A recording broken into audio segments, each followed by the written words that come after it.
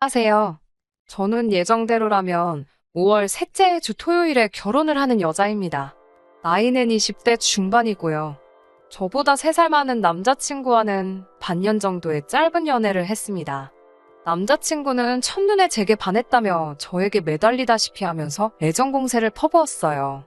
덕분에 서로 알게 된 지 2달 만에 연인 사이가 되었고 그 이후로 반년 좀 넘는 연애를 했습니다.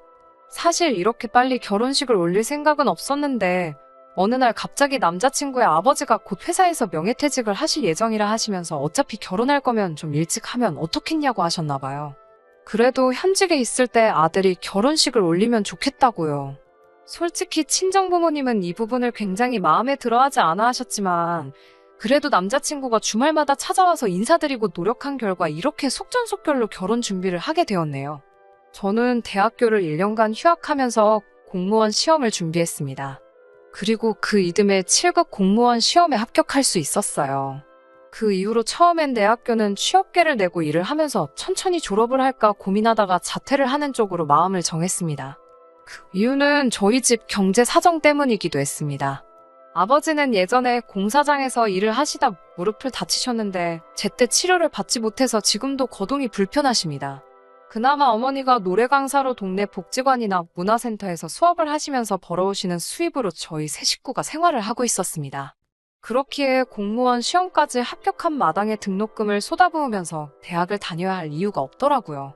남자친구는 당시 보험회사를 다니며 보험 설계사로 일하고 있었고 모아둔 돈은 많이 없다고 하더라고요. 저 역시 이제 막 수험 생활을 끝내고 사회인이 되었으니 모아둔 돈이라곤 대학교 때 아르바이트를 하며 모은 몇백이 전부였죠.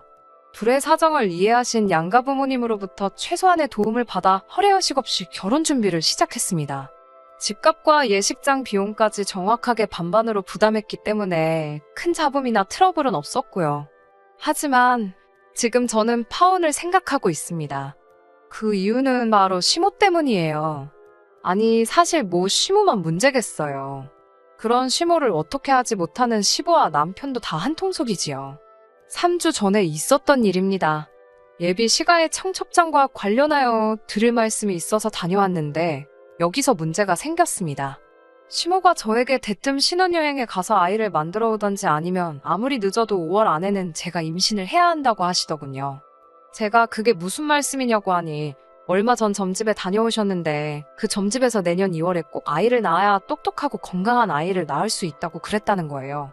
물론 예비 시모야 좋은 뜻으로 가서 점도 보고 저한테 그러시는 거였겠지만 기분이 좋지만은 않았습니다. 만약에 제가 시모가 정해준 시기에 아이를 못 갖고 못 낳아 다른 시기에 낳게 된다면 제 애는 똑똑하고 건강한 아이가 아닐 거란 뜻인가 생각하니 벌써 찜찜한 마음까지 들더라고요. 그런 재석도 모르고 시모는 저에게 임신에 힘쓰고 엄마와 아내로서 사는데 집중하라고 하시더군요. 아들이 하나뿐이니 며느리 노릇도 잘 해달라고 하셨고요. 그리고서는 아이 셋을 낳은 후에는 직장에 다녀도 된다고 하시기에 제가 직장에서 그렇게는 안 해줄 거라고 하니까 예전에는 멍청한 애들이나 하던 공무원이 요즘 너무 까다롭다면서 혀를 차시더군요. 솔직히 이런 이야기를 들을 때 이미 이 결혼은 하는 게 아닌 것 같다는 생각을 하고 있었어요. 하지만 이미 주변 사람들한테 청첩장도 다 돌린 상황이었기에 결단을 내리는 게 생각만큼 쉽지 않았습니다. 그래서 일단은 남자친구에게 나는 결혼해도 직장을 관둘 생각은 없고 아이도 한 명만 낳을 거라고 했어요. 아이를 낳으면 내가 다 육아를 해야 하는데 그럼 나는 똑같이 채용된 남자 동료들에 비해 그만큼 뒤처질 수밖에 없다고요. 그리고 결혼 비용도 공평하게 부담했으니 며느리 노릇 사위 노릇 공평히 하고 명절에는 번갈아 가면서 설날엔 시댁 먼저 추석엔 저희 집 먼저 가자고 했습니다. 그리고 저는 결혼을 하는 거지 남자친구한테 시집을 가는 게 아니니까 지난번처럼 고압적인 태도로 시모가 저에게 너는 이제 우리 집 귀신이라는 등 출가 외인이라는 등의 말씀은 하지 않게 중간에서 잘 막아달라고 했어요. 남자친구는 저의 그런 요구에 좀 놀란 것 같기는 했지만 제가 이 정도도 합의가 안 되면 결혼 다시 생각해보자고 좀 세게 나가봤습니다. 그러자 남자친구가 자기는 저를 너무 좋아해서 저를 닮은 아이를 셋을 낳고 싶고 공무원은 육아휴직 제도도 발달해 있으니까 아이를 많이 낳아도 잘리거나 뒤처지지 않을 것 같다고 저를 설득하려 들더라고요. 그리고 결혼 비용을 반으로 부담한다고 해도 며느리는 며느리로서 요구되는 도리가 분명히 있는데 어떻게 시모한테 그런 말도 하지 말라고 할 수 있냐며 저더러 조금만 양보를 할 수는 없겠냐고 하더군요. 그런 말을 듣고 있으니까 점점 더 기가 차더군요. 그래서 제가 청첩장 나왔다고 결혼식 못 물을 것 같냐고 따졌습니다. 그제서야 남자친구는 제가 진심으로 하는 말이라는 걸 이해했는지 알겠다며 꼬리를 내리더군요. 그렇게 대화가 일단락되고 저는 남자친구가 제가 지금 어떤 마음인지 어느 정도는 이해를 했을 거라고 믿었습니다. 약속한 대로 시모한테도 제 뜻을 잘 전달했을 거라고 믿었고요. 그렇지만 제 기대가 너무 컸던 건지 시모는 전과 달라진 게 하나도 없었습니다. 오히려 다시 한번 저에게 제가 왜 파혼을 해야 할지 결심을 세우게 만들어 주었습니다. 시모와 시부는 저희 부모님에 비해 나이가 10살 정도는 많습니다. 저희 부모님은 결혼을 일찍 하신 편이었고 시모와 시부는 당시 시대를 고려했을 때 늦게 하셨거든요. 그래서 전에 있던 상견례 자리에서 저희 부모님의 나이를 듣더니 아이고 사회에서 만나면 겸상도 못할 나이네 이러시는 거예요. 저희 부모님은 그래도 딸 상견례 자리라고 그런가요? 라고 어색하게 웃으며 넘기셨고요. 그 외에도 신경에 거슬리는 대화가 오고 가긴 했지만 그래도 좋은 날이라서 그럭저럭 지나갔습니다. 그리고 시간이 흘러 며칠 전 시모에게서 전화가 왔어요. 시모는 뜬금없이 너희 어머니 일요일에 바쁘냐고 물으면서 너희 어머니랑 너랑 일요일에 여기 동네 좀 와라 이러시는 거예요. 그래서 제가 무슨 일이냐고 하니까 좋은 일 좀 하라고 부르는 거니까 따지지 말고 오라면서 늦으면 안 된다고 신신당부를 하시더군요. 시모는 저에게 문자로 주소를 보내면서 여기로 늦지 말고 11시까지 오라고 했고 저와 친정 어머니는 혹시나 차라도 막혀서 늦을까 걱정되어 아침부터 서둘러 집을 나섰습니다. 도착하고 보니 거긴 게이트볼장이었어요. 여기로 저랑 친정 어머니를 왜 부른 거지 생각하고 있는데 시모가 도착을 했습니다.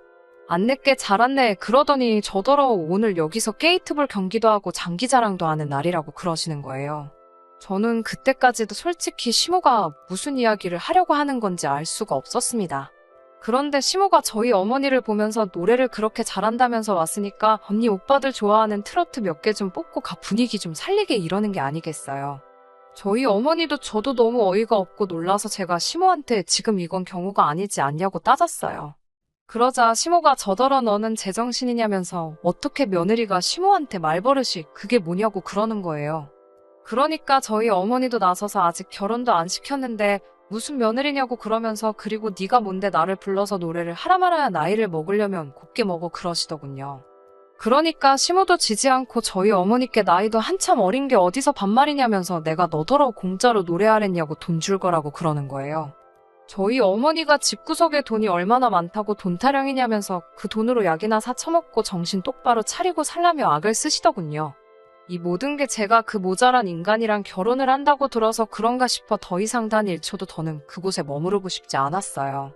그래서 시모에게 나이값 좀 하시라고 소리를 치고 친정 어머니를 모시고 뛰쳐나왔습니다.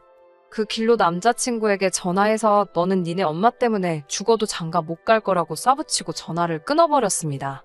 무슨 영문인지 몰랐는지 남자친구는 몇 번이고 다시 전화를 걸더니 어느 순간 멈췄더라고요. 아마 지네 엄마한테 들었을 거예요. 집으로 돌아오는 차 안에서 아직도 분이 안 풀린 어머니를 보니 너무 죄송하더라고요.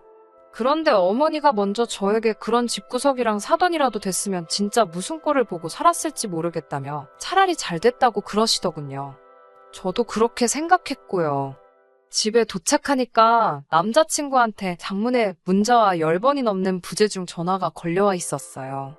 하긴 지 주제에 어디서 저 같은 사람을 만나겠어요. 아차 싶었겠지요. 하지만 이제 버스는 떠난 거 아니겠어요. 어디 가서 차마 쪽팔려서 이런 이유로 파혼했다 소리는 못할 것 같아요. 그냥 성격 차이라고 하려고요. 기왕 이렇게 된 거 진짜 제대로 된 사람 시간을 갖고 찾아봐도 괜찮겠지요? 남자친구도 평생을 두고두고 지네 엄마 때문에 저를 놓친 걸 후회하며 지냈으면 싶네요.